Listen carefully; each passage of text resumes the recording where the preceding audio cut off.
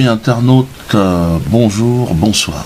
Hein, ça faisait longtemps que oui, j'étais occupé là, j'ai eu pas mal de trucs à faire, mais l'heure est grave, hein, l'heure est toujours grave. Nadine Morano, on ne peut pas passer à côté du sujet Morano. Bon, Nadine, elle a peur pour sa race. Elle est effrayée. Nadine Pucelle, d'ailleurs, c'est son nom de jeune fille, Pucelle.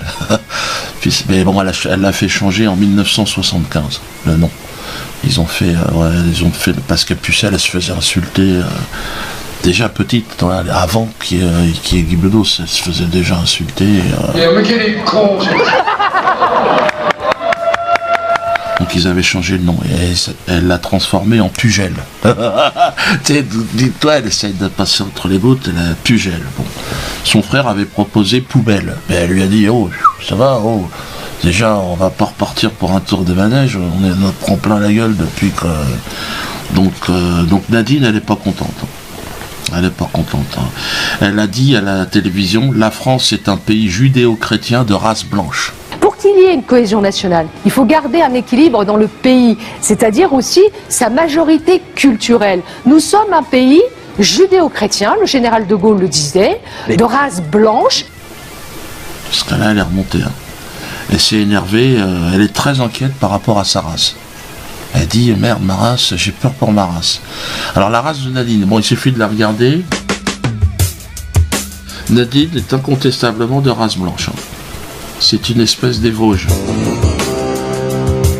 Le pelage est blond, vous voyez, bon, même si elle doit un petit peu traficoter un peu des couleurs au niveau des cheveux, des poils du cul, tout ça, mais c'est vraiment la Rosette des Vosges. On la reconnaît avec son petit truffe, là, vous la voyez, avec son petit nez de cochon. La Rosette des Vosges typique, j'ai envie de dire. Quand elle dit de race blanche, là, elle ment à personne. Hein. C'est vraiment... on les reconnaît normalement, elles ont la truffe un peu rose et la vulve rose. Sans trop de poils sur le cul. C'est vraiment le truc qu'on a... Et là, je pense que c'est vraiment... Là, je dirais qu'elle ne trompe personne. En général, le problème de la Rosette des Vosges, que vous voyez là, c'est que ça vieillit mal.